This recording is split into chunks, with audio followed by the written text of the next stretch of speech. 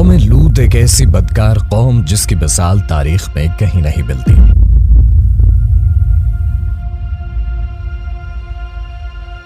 آخر اس قوم نے ایسا کیا گھٹیا اور برا کام کیا کہ اللہ تبارک و تعالی نے انہیں آگ اور پتھر کا دردناک اور عبرتناک عذاب دیا۔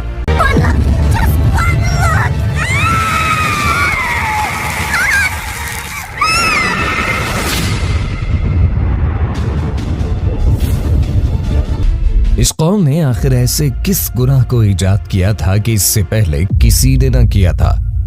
آج کی اس ویڈیو میں ہم آپ کو قوم لوط کا قصہ سنائیں گے، جو اس پوری روئے زمین پر پہلی ایسی بدبخت قوم تھی جس نے دنیا میں ہم جنس پرستی کو متعارف کروایا۔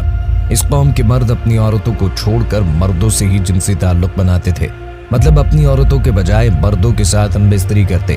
یہ لوگ یہ کام بڑے شوق سے کرتے اور خوش ہو کر لوگوں کو بتاتے۔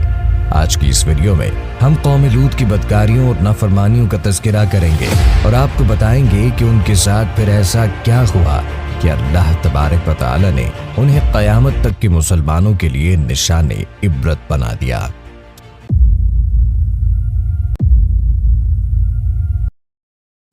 حضرت لوط علیہ السلام اللہ تعالی کے ایک برگزیدہ نبی تھے۔ آپ علیہ السلام کے والد کا نام باران تھا، جو آزر کے بیٹے اور حضرت ابراہیم علیہ السلام کے سگے بھائی تھے، یعنی حضرت لوط علیہ السلام حضرت ابراہیم علیہ السلام کے بھتیجے تھے۔ آپ علیہ السلام حضرت ابراہیم علیہ السلام پر سب سے پہلے ایمان لانے والوں میں شامل ہیں۔ نیز آپ علیہ السلام حضرت ابراہیم علیہ السلام ہی کے زمانے میں اہل سدوم کی رہنمائی کے لیے نبوت کے منصب پر فائز ہوئے۔ والد باران کے انتقال کے بعد حضرت لوط علیہ السلام اپنے چچا یعنی حضرت ابراہیم علیہ السلام کے ساتھ بابل میں مقیم رہے اور پھر ایک عرصے بعد سدوم نامی شہر میں آباد ہو گئے۔ شہر سدوم کے آس پاس 5 نہایت خوبصورت شہر آباد تھے، جن میں سے ہر ایک کی آبادی 1,00,000 نفوس سے زیادہ ہی تھی۔ یہ علاقے نہایت سرسبز و شاداب اور قدرت کی فیاضی کا حسین شاہکار تھے۔ باغات کی کثرت تھی تو لہلہاتے کھیت یہاں کے باسیوں کی ضروریات سے کہیں زیادہ تھے، اور یہی وجہ تھی کہ قرب و جوار کی بستیوں کے باسی بھی اپنی معاشی و غذائی ضروریات کے لیے ان بستیوں کا رخ کیا کرتے، مگر یہ بات ان بستیوں کے لوگوں کو بالکل بھی پسند نہ تھی۔ ان کے خیال میں ان کی بستیوں میں پیدا ہونے والے پھلوں، اناج اور سبزیوں پر صرف انہی کا حق ہے۔ ان کی شدید خواہش تھی کہ دوسری بستیوں کے لوگ ان کے علاقوں میں نہ آئے، لیکن یہ انہیں منع کرنے سے بھی ڈرتے تھے۔ جب کوئی قوم اللہ دی ہوئی نعمتوں کا شکر ادا کرنے کے بجائے غرور و تکبر اور عادات بد میں مبتلا ہو جائے تو ایسے لوگوں کے دل و دماغ پر شیطان قابض ہو جاتا ہے اور پھر یہ ابلیس کے نقش قدم پر چلنے لگتے ہیں۔ ایک دن بستی کے لوگ باہر سے آنے والوں کو روکنے کے طریقہ کار پر غور و خوض کر رہے تھے کہ ابلیس ایک بزرگ کی شکل میں ان کی محفل میں آیا اور کہا، اگر تم ان سے پیچھا چھڑانا چاہتے ہو تو میرے کہنے پر عمل کرو۔ اجنبی بزرگ کی یہ بات سب نے نہایت توجہ سے سنی اور طریقہ بتانے پہ اصرار کیا۔ ابلیس نے کہا کہ کل بتاؤں گا۔ دوسرے دن وہ ایک خوبصورت نوعمر لڑکے کے بھیس میں آیا اور انہیں اپنی عورتوں کے بجائے مردوں کے ساتھ فعل بد کرنا سکھایا۔ اس طرح ابلیس کے کہنے پر اس بدکاری کے موجد یہی ملعون لوگ تھے۔ انہوں نے شیطان کی ایما پر ایک ایسا گناہ ایجاد کیا جس کا اولاد آدم علیہ السلام میں اس سے پہلے کسی کو خیال تک نہ آیا تھا۔ یہی وہ وقت تھا کہ جب اللہ تبارک و تعالی نے حضرت لوط علیہ السلام کو نبی بنا کر اس قوم کی اصلاح کے لیے بھیجا۔ حضرت لوط علیہ السلام نے ان کو توحید کی دعوت دی اور بیہودہ حرکات سے منع فرمایا۔ قرآن پاک میں اللہ تبارک و تعالی فرماتے ہیں، اور لوط کو یاد کرو جب انہوں نے اپنی قوم سے کہا کہ تم بے حیائی کے کام کیوں کرتے ہو؟ کیا تم عورتوں کو چھوڑ کر لذت حاصل کرنے کے لیے مردوں کی طرف مائل ہوتے ہو؟ حقیقت یہ ہے کہ تم احمق لوگ ہو۔ حضرت لوط علیہ السلام اپنی قوم کی عادت بد کی وجہ سے بڑی فکر مند رہتے اور دن رات انہیں نصیحت و تبلیغ کرتے رہتے، لیکن قوم پر اس کا کوئی اثر نہ ہوا، بلکہ وہ مزید ڈھٹائی اور ہٹ دھرمی کے ساتھ فخریہ انداز میں یہ کام کرنے لگی۔ اس کے ساتھ ہی وہ حضرت لوط علیہ السلام کے ساتھ بھی سخت رویہ رکھتے اور ان کی باتوں کا مذاق اڑاتے۔ ارشاد باری تعالی ہے، اور قوم لوط نے بھی پیغمبروں کو جھٹلایا جب ان سے ان کے بھائی لوط نے کہا کہ تم کیوں نہیں ڈرتے؟ میں تو تمہارا امانت دار پیغمبر ہوں، تو اللہ سے ڈرو اور میرا کہنا مانو، اور میں تم سے اس کام کا بدلہ نہیں مانگتا۔ میرا بدلہ اللہ رب العالمین کے ذمے ہے۔ کیا تم اہل عالم میں سے لڑکوں پر مائل ہوتے ہو اور تمہارے پروردگار نے جو تمہارے لیے تمہاری بیویاں پیدا کی ہیں ان کو چھوڑ دیتے ہو؟ حقیقت یہ ہے کہ تم حد سے نکل جانے والے ہو۔ انہیں حضرت لوط علیہ السلام کا سمجھانا برا لگتا تھا، چنانچہ انہوں نے صاف صاف کہہ دیا کہ اگر تم ہمیں اسی طرح برا کہتے رہے اور ہمارے کاموں میں مداخلت کرتے رہے تو ہم تم کو اپنے شہر سے نکال دیں گے۔ حضرت لوط علیہ السلام مایوس ہونے کے بجائے قوم کو راہ راست پر لانے کی جدوجہد میں مصروف رہے، لیکن وہاں تو کیفیت یہ تھی کہ مرض بڑھتا گیا جوں جوں دوا کی، یعنی جتنا حضرت لوط علیہ السلام انہیں اللہ تبارک و تعالیٰ کے عذاب سے ڈراتے اتنا ہی ان کا تمسخر اڑاتے، اور پھر ایک دن انہوں نے خود ہی عذاب الہی کا مطالبہ کر دیا۔ اللہ تبارک و تعالیٰ نے انہیں اب تک دردناک عذاب سے محفوظ رکھا تھا، اور بدترین فحاشی اور بدکاری کے باوجود انہیں ڈھیل دی جا رہی تھی، لیکن اب انہوں نے خود ہی عذاب کی فرمائش کر دی اور بولے، اے لوط، اگر تم سچے ہو تو ہم پر عذاب لے آؤ۔ قوم کے اس مطالبے کے بعد حضرت لوط علیہ السلام کو یقین ہو گیا کہ اللہ تبارک و تعالیٰ نے ان کے دلوں پر مہر ثبت کر دی ہے اور یہ اب راہ راست پر آنے والے نہیں، لہٰذا انہوں نے نہایت بے بسی کے عالم میں اللہ تبارک و تعالیٰ کے سامنے ہاتھ پھیلائے اور دعا کی، اے میرے پروردگار، ان مفسد لوگوں کے مقابلے میں میری نصرت فرما۔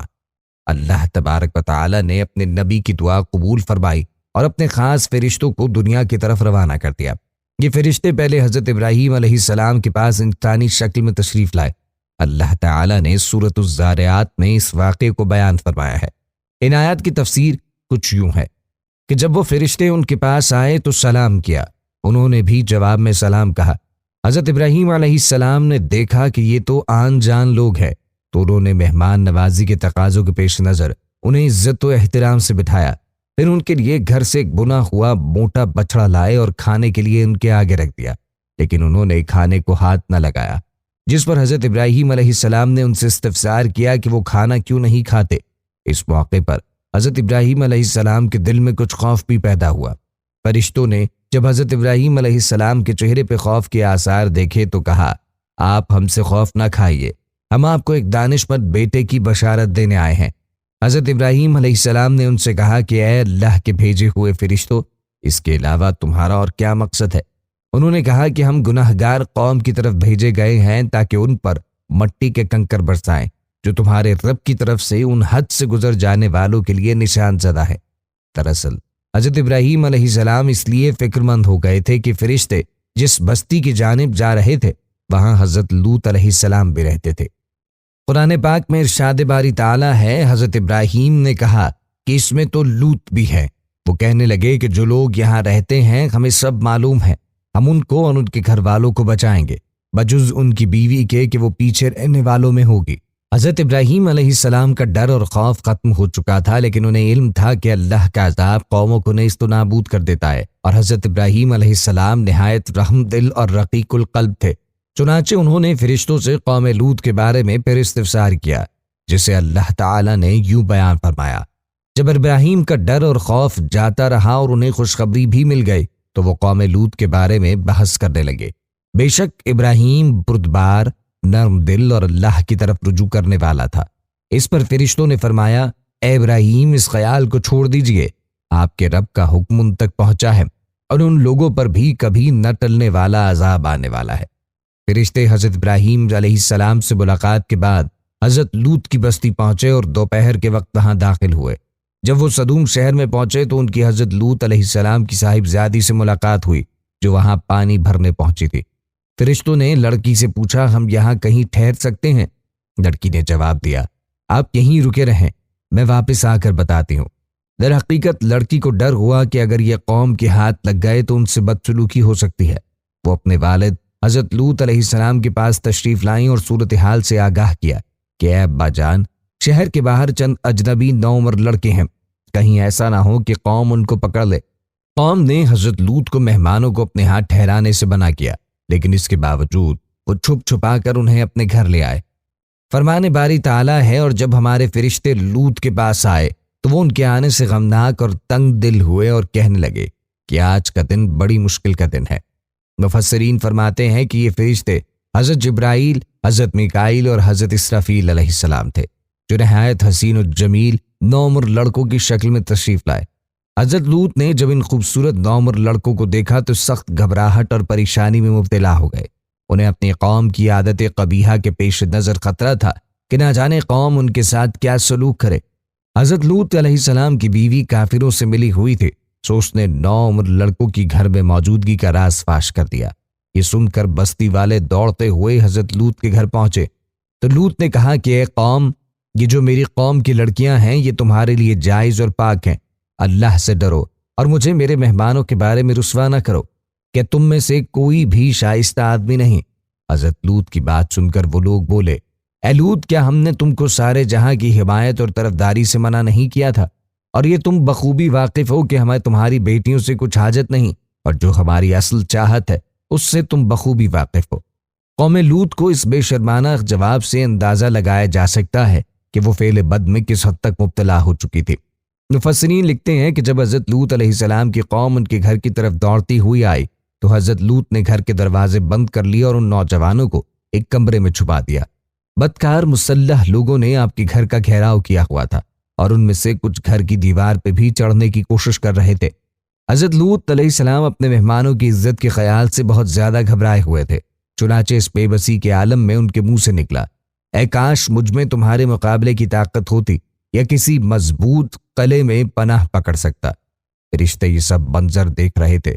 جب انہوں نے حضرت لوط کی بے بسی اور پریشانی کا عالم دیکھا تو حقیقت سے پردہ اٹھاتے ہوئے گویا ہوئے، اے لوط، ہم تمہارے رب کے بھیجے ہوئے فرشتے ہیں، یہ لوگ ہرگز تم تک نہیں پہنچ سکیں گے۔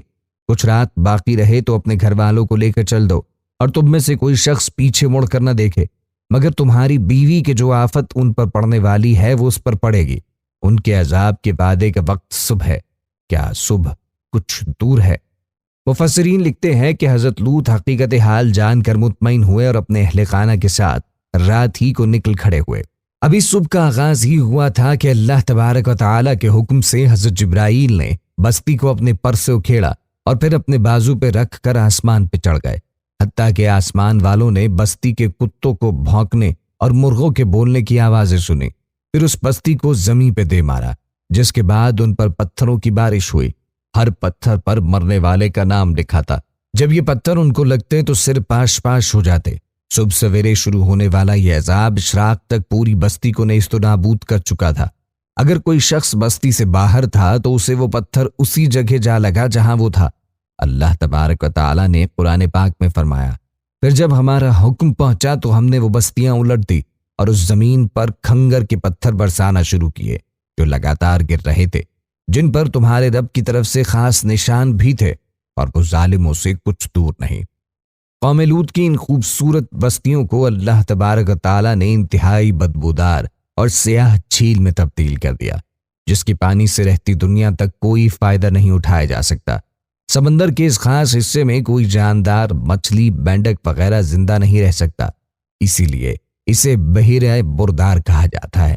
اس کے مغرب میں اسرائیل اور مشرق میں اردن واقع ہے۔ بحیرہ بیت یا بحیرہ بردار کا یہ علاقہ سطح سمندر سے 420 میٹر یعنی 1378 فٹ نیچے ہے۔ اس جھیل کی لمبائی 67 کلومیٹر یعنی 42 میل اور چوڑائی 18 کلومیٹر یعنی 11 میل ہے۔ اس کا پانی حد سے زیادہ نمکین ہے۔ اس کے ارد گرد کی زمین جو کبھی دنیا کی سب سے زیادہ سرسبز و شاداب زمین تھی، بنجر اور صحرائی زمین میں تبدیل ہو چکی ہے، اور اب یہ دنیا کا ایک ایسا مقام ہے کہ جہاں زندگی پنپ نہیں سکتی۔ دنیا کی 5 حسین ترین ہستیوں میں آباد قوم لوط کو اللہ تبارک و تعالیٰ نے 2200 قبل مسیح نیست و نابود فرما کر رہتی دنیا تک کے لیے عبرت کا نشان اور عقل و شعور رکھنے والوں کے لیے نصیحت بنا دیا۔